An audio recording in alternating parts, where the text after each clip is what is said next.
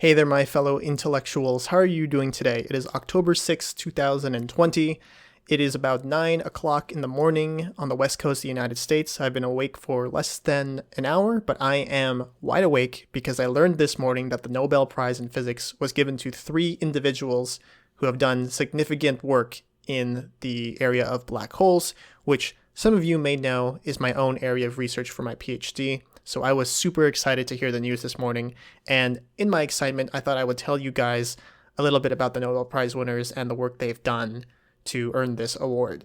So the 3 Nobel Prize winners are Roger Penrose, Sir Roger Penrose, I should say, Professor Reinhard Genzel, and Professor Andrea Ghez.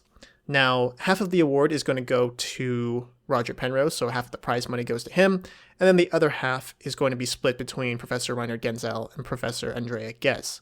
So first up, let's talk about Roger Penrose, who I don't think needs too much of an introduction, but I will still tell you guys anyway. He is a British mathematical physicist who made a lot of significant work on singularity theorems on black holes in the area of general relativity. It's often been credited as probably the most important theoretical work on general relativity since Einstein himself had made general relativity back in 1915. And Roger Penrose had a long collaboration with Stephen Hawking and essentially is credited for inspiring Stephen Hawking to work on black holes. So I think he undoubtedly deserves this prize.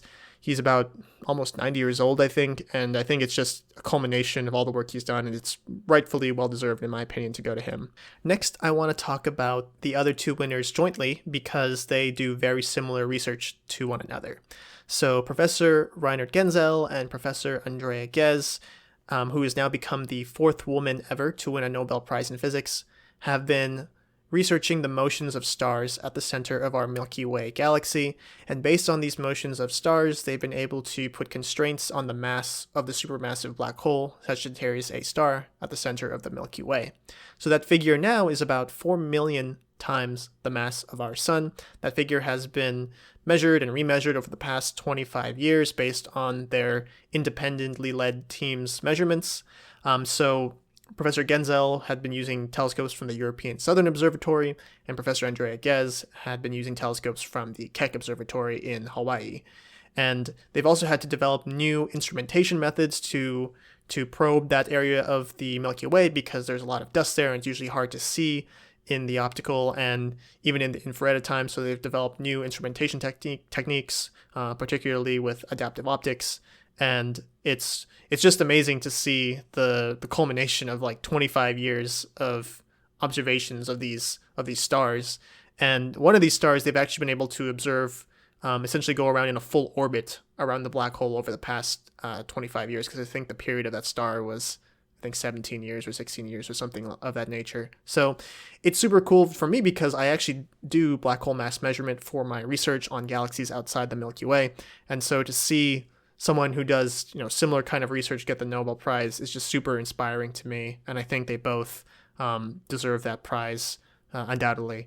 And one interesting fun fact is that I've actually met Professor Andrea Ghez, who works at the University of California, Los Angeles, which is about 40 miles from me, and so I met her last year at the Keck Science meeting. She's just a wonderful individual to talk to, very easy, down to earth, and just an inspiration. And so that is the video for you guys. I hope you guys enjoyed it. I know it was kind of short, but I hope you guys can appreciate the Nobel Prize this year and appreciate black holes more. And I'll put a link in the description for the Nobel Prize press release so you can read more about it for yourself. So thank you so much for watching.